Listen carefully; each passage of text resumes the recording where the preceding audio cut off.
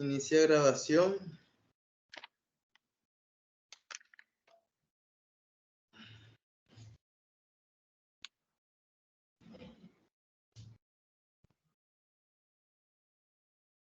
Confirmen si se ve la presentación. Confirmen si se ve la presentación. Sí, sí se ve. Bueno, buenas noches. El día de hoy vamos a exponer sobre los derrames. Los integrantes para esta exposición son mi persona, Oscar Barros, María Alejandra Martínez y Abdul Pérez. Las derrames de sustancias químicas peligrosas. Es el escape de cualquier sustancia líquida o sólida en partículas o mezclas de ambas, de cualquier recipiente que las contenga, como tuberías, equipos, tanques, camiones cisternas, carro tanques, furgonetas. Entre eso tenemos unas imágenes aquí que nos presentan cómo son los derrames. Por ejemplo, aquí se está realizando carga y descarga de fertilizantes. Esto está en la parte sólida, en partículas. Estos fertilizantes son químicos y en el momento de que se carga y descarga puede haber un derrame. ¿En dónde? Hacia el océano. Esto puede ser perjudicial para los peces, ya que le puede hacer un alza en su oxígeno, ya que puede cambiar donde ellos viven, la forma de respirar bajo ese lugar, por decirlo así. Aquí tenemos un compañero realizando un plan, desarrollando un plan de contingencia que ya debe estar propuesto dentro de la empresa, y la empresa lo activa y este es el resultado. El compañero aquí desarrolla las actividades para contener este derrame. El derrame puede causarse por una falla que hubo o puede ser involuntario o voluntario por la persona. ¿Ya? Y de este lado tenemos un derrame que puede ser por una falla también o por un daño en alguna tubería. El derrame es de aceite de palma y pues en un lago o en un río. Bueno, los orígenes de los derrames, lo que hablábamos en este caso en el curso, en la clase. Un derrame puede producir por fallas en operaciones o mantenimiento, por acciones involuntarias, accidentes ocasionados por personas, por eventos naturales. ¿Ya? Por ejemplo, tenemos un incendio en el Golfo de México. Esto puede ser producido por una falla o por una operación, o ya sea en el momento estaban realizando un mantenimiento. Pero ¿qué vemos aquí? Que en este derrame se activa un plan de contingencia. Eso quiere decir que es para contener el derrame. Se le coloca un cordón, esto se le llama cordón alrededor, y lo que hacen es prenderlo dentro para que ese derrame no siga el cursor y no siga su camino. Aquí tenemos una falla en la terminal. ¿Qué clase de falla? Puede ser de transporte, de carga y descarga. Hubo una falla de descarga y lo que hizo fue un derrame en el océano, contaminando el ambiente de los peces. Y aquí tenemos, esto es por fenómeno natural, es un evento por fenómeno natural. Erosionó el río y en el momento que erosionó la tubería que pasaba por ese camino, lo que hizo fue perforarse, destruirse o en este caso dañarse también, haciendo un derrame de crudo o generando un derrame de crudo, ¿ya? Provocando también. ¿Cuáles son las acciones que pueden generar un derrame? Las acciones que pueden generar un derrame: un accidente de buque tanque en alta mar, las operaciones de carga del buque, lo que estaba hablando yo ahorita, en el fertilizante, los oleoductos, las estaciones de bombeo de los oleoductos, los tanques de almacenamiento, los derrames que ocurren durante las operaciones de carga de combustible, los derrames que ocurren durante los procesos de separación de petróleo y agua, defectos en la tubería de las instalaciones, las filtraciones de pozos y los eventos, en construir viviendas o estructuras cerca de un oleoducto, los volcamientos, el incremento de la presión de tanque, falta de mantenimiento, y en el momento de que la persona por acciones antrópicas golpee, perfore para poder robar ese producto, haga ocurra o genere esa persona un derrame. Como podemos encontrar aquí, a mí me gusta jugar siempre con las imágenes. Las imágenes estas nos demuestran que hubo un volcamiento, y lo que generó ese volcamiento es que el carro que llevaba la pintura, porque esto es río de pintura roja, lo que contamina aquí el río, se virtiera en el río, ¿vale? Aquí también tenemos un lago, un río con aceite de palma, con derrame de aceite de palma. Lo que es aquí un plan de contingencia, el cordón, para que ese producto, ese derrame no siga su camino. ¿Ya? Aquí tenemos un volcamiento por gasolina, ¿ya? Un carro que se volcó y generó un derrame. También, el supervisor debe realizar una evaluación de riesgo de sus operaciones propuestas a fin de identificar qué debe identificar ese supervisor, ya sea el SST o el supervisor encargado del área. Debe verificar o debe inspeccionar todas las posibles fuentes de derrame. Esto es importante porque se debe inspeccionar diariamente, periódicamente, las fuentes de derrame, ya que si se genera un derrame pequeño, eso puede agrandarse para que ese derrame sea más profundo y sea más potente. ¿Ya? Puede ser dentro de las instalaciones o fuera de las instalaciones.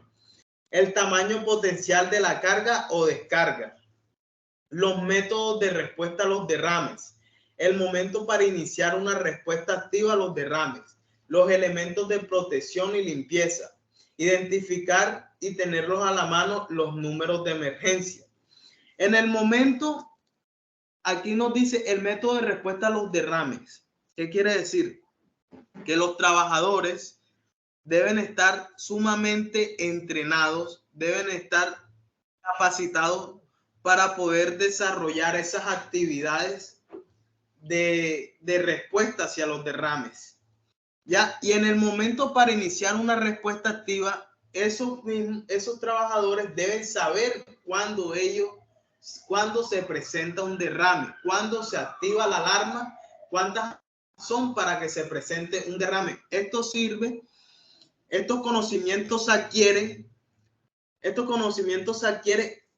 cuando se realizan los simulacros de emergencia, que se realizan una vez al año. Identificar los elementos de protección y limpieza, y de igual manera tener a la mano los números de emergencia para poder comunicarse en el momento de que ocurra un derrame. Aquí sigue mi compañera Alejandra Martínez. Ok, los derrames tienen sus clasificaciones. El derrame mínimo, que es todo aquel derrame de sustancia química, ya sea de forma sólida o líquida, en un área menor de 50 centímetros cúbicos. Este derrame mínimo no presenta ningún impacto ambiental, ni mucho menos una contaminación. Tenemos el derrame menor, que es un derrame de sustancias químicas, como bien lo dije, ya sea de forma líquida o sólida, en un área mayor o igual a 50 centímetros cúbicos. Derrame mayor. Este derrame es un derrame de sustancias químicas que por su dimensión es difícil controlarla.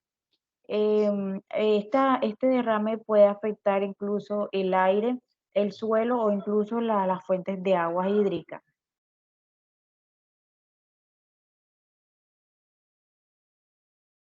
Bueno, elementos de protección personal para la atención de derrames mínimos y menores. Para atender a una emergencia de estos derrames hay que usar elementos de protección adecuados y que sean los pertinentes para este tipo de derrame. Tenemos el traje de Tyvek, que es el blanquito ese que está ahí, tenemos las gafas de seguridad, tenemos las máscaras y unos guantes de nitrilo solvente. Bueno, yo quería adicionarle un punto a esto, que las máscaras de media cara de respiradores se utilizan con unos filtros. Esos filtros nos permiten que las partículas de lo que estamos realizando no se filtren, de lo que estamos manipulando la sustancia química no se filtren por medio de los filtros. Correcto, así es, compañero. Más que todo, estos elementos, pasa al anterior, por favor. Estos elementos de protección personal, así como lo hice para derrames mínimos y menores, quiere decir que vamos a tener un derrame, va a ser igual a 16 litros o menor de 16 litros. Ok. Pasa ahora. Como se ven en la imagen aquí. Elementos de protección personal para la atención de derrame. Ya este tipo de elementos de protección personal ya es como para derrames mayores. Aquí tenemos un traje encapsulado, tenemos un autocontenido, que este autocontenido la persona que lo va a utilizar deberá estar entrenada para saber utilizarlo, ya que este autocontenido lo que le brinda a la persona es la protección de sus vías aéreas para que cuando vaya a manejar esa área que esté contaminada no se pueda irritar o quemar sus áreas respiratorias. Aquí tenemos las botas.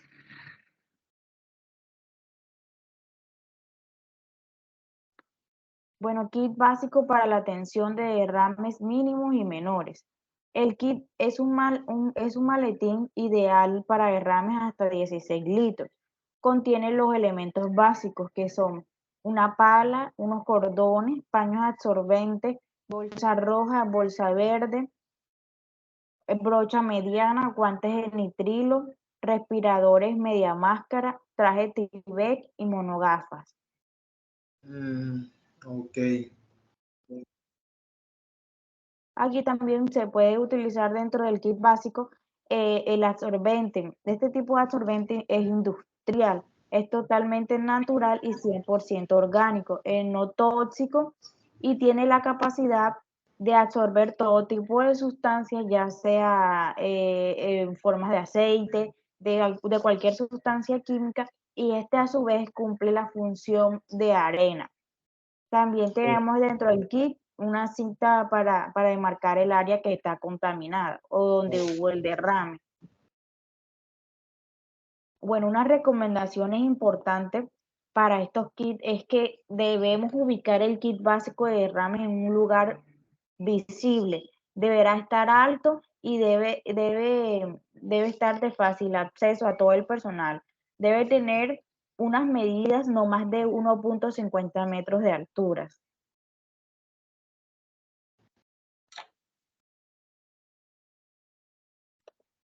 Bueno, ahora hablaremos sobre lo que es el plan de emergencia. El plan de emergencia es un plan para la preparación y afrontar adecuadamente situaciones de la empresa, situaciones de emergencia dentro de la empresa. Esto con el fin de minimizar los efectos en las personas, en las instalaciones y también lo que es en el campo ambiental. Disminuir todas estas causas, todas estas amenazas, disminuir su riesgo. Bueno, es muy importante porque esto nos ayuda a, a, a enfrentar de manera adecuada este tipo de eventos. El objetivo del plan de emergencia es definir los procedimientos para actuar en caso de desastres o amenaza colectiva, con el desarrollo del personal y las destrezas y puesta en conocimiento de su conocimiento en práctica. Exactamente. El plan de emergencia es indispensable que nosotros eduquemos tanto al personal como al empleador, ya que pues teniendo un personal altamente capacitado y que sepa responder frente a estas situaciones de emergencia, podemos evitarnos grandes pérdidas, tanto materiales como humanas, incluso pudiendo afectar también a nuestro medio ambiente y a las personas que están a nuestro alrededor. También para agregar, va de la mano el plan de emergencia y el plan de contingencia. Como lo vimos anteriormente, nuestros compañeros nos exponían sobre derrames menores, mínimos y mayores. Todo Exactamente. el fin del plan de emergencia es evitar los daños, y el plan de contingencia es saber cómo nosotros vamos a contener y de manejo a esta situación de amenaza. Por ejemplo, si es un derrame mínimo, poder actuar oportunamente para evitar que se convierta en un derrame mayor y pues que afecte Exactamente. al desarrollo de la actividad de la empresa. Debemos educar también al empleador para que él pueda suministrarnos tanto los recursos materiales, el tiempo y pues esté de acuerdo con todas las operaciones que el encargado de seguridad y salud en el trabajo vea necesarias implementar. El plan de emergencia debe abarcar a todas las personas, tanto a empleados como a practicantes, como a visitantes y a todas las personas alrededor, porque muchas personas creen que el plan de emergencia solo abarca a los empleados. No, también abarca a los visitantes, practicantes y los proveedores. O sea, nosotros tenemos que evaluar el riesgo y darle un manejo para salvaguardar la vida de todas las personas, tanto internamente como externamente.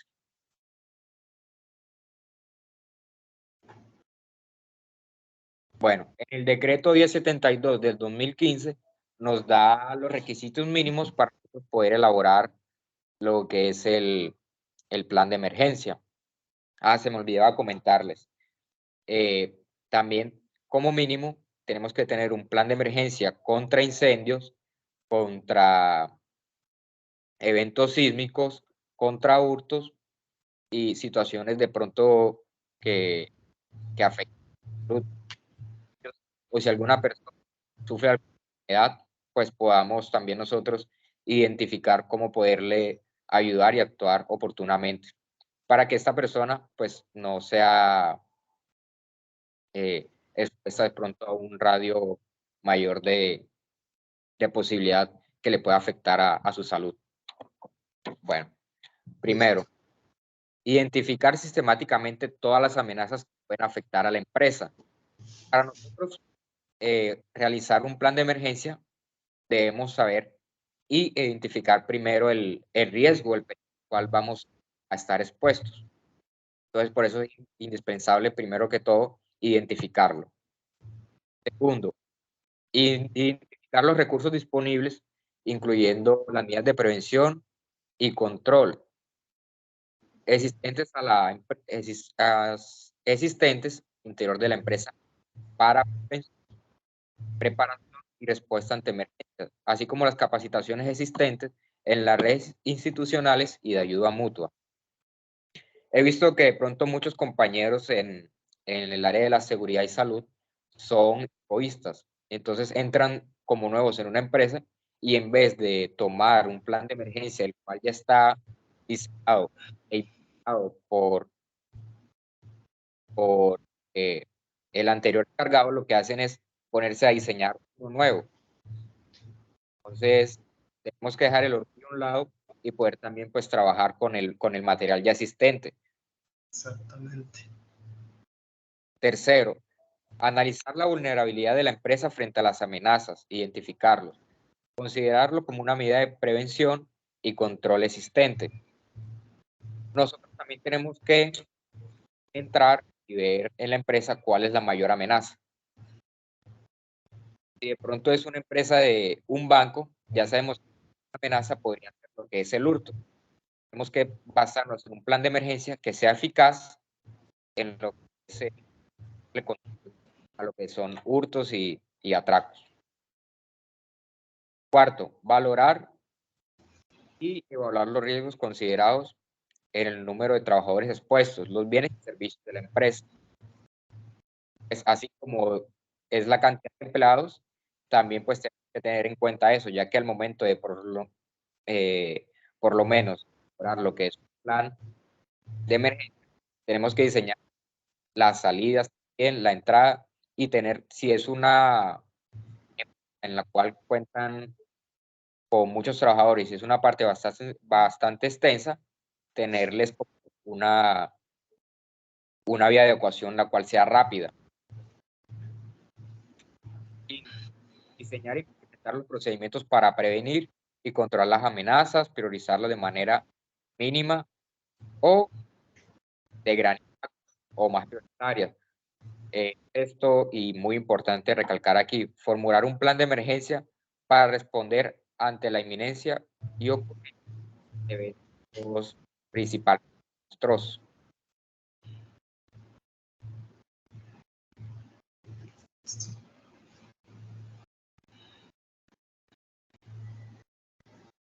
Asignar los recursos necesarios para diseñar e implementar los programas, procedimientos o acciones necesarias para prevenir y controlar las amenazas prioritarias y minimizar el efecto de las no prioritarias.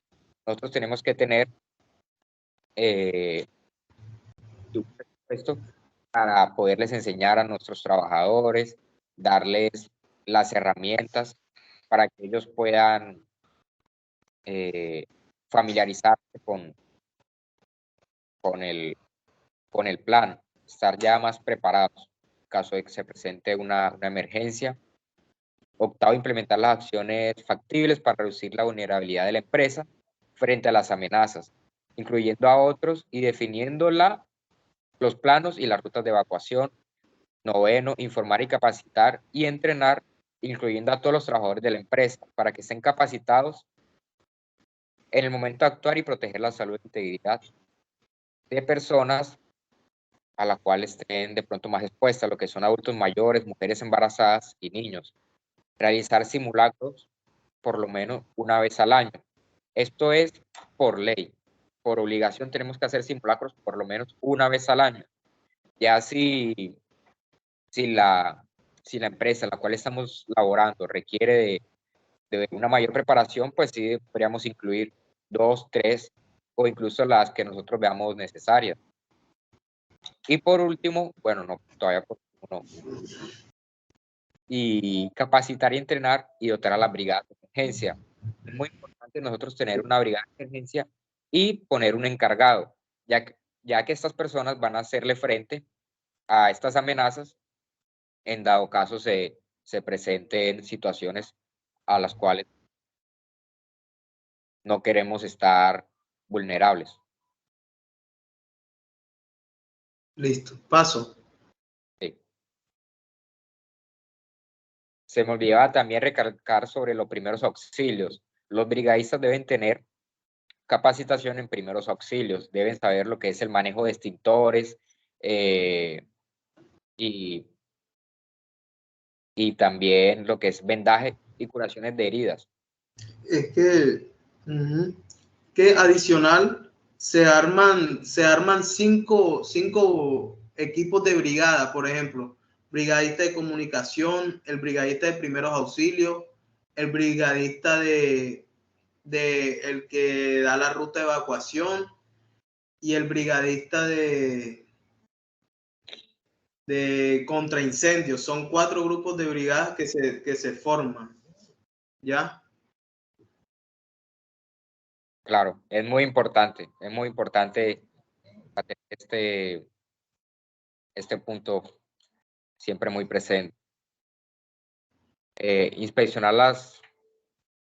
Inspeccionar el sistema de gestión y todos los equipos relacionados, ver que el sistema de gestión se encuentre actualizado, que se encuentre cumpliendo con toda la normativa legal y que se encuentre siempre bien definido su plan anual de trabajo. Y y su plan de capacitación y reinducción. Desarrollar programas y planes de ayuda mutua ante amenazas de interés común, identificando los recursos para la prevención, preparación y respuesta ante emergencias en el entorno de la empresa, y articulándose con los planes para el mismo y teniendo en cuenta los propósitos existentes en la zona donde se ubica la empresa. Esto lo que nos quiere decir es que dependiendo del lugar también el cual esté la empresa, pues así también nosotros tenemos que preparar el plan. Así es. Bueno, en el párrafo 1 nos dice, de acuerdo con la magnitud de las amenazas y la evaluación de la vulnerabilidad, tanto interna como externa,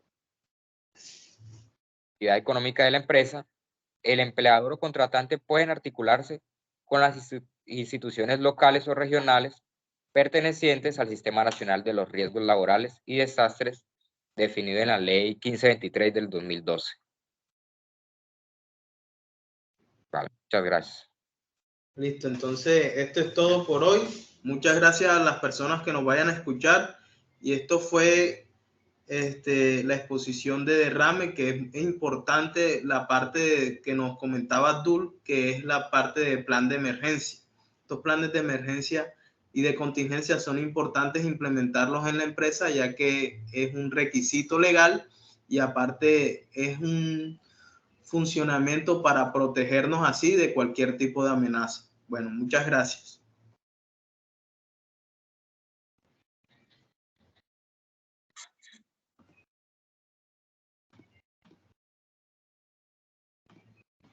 Y si la logramos.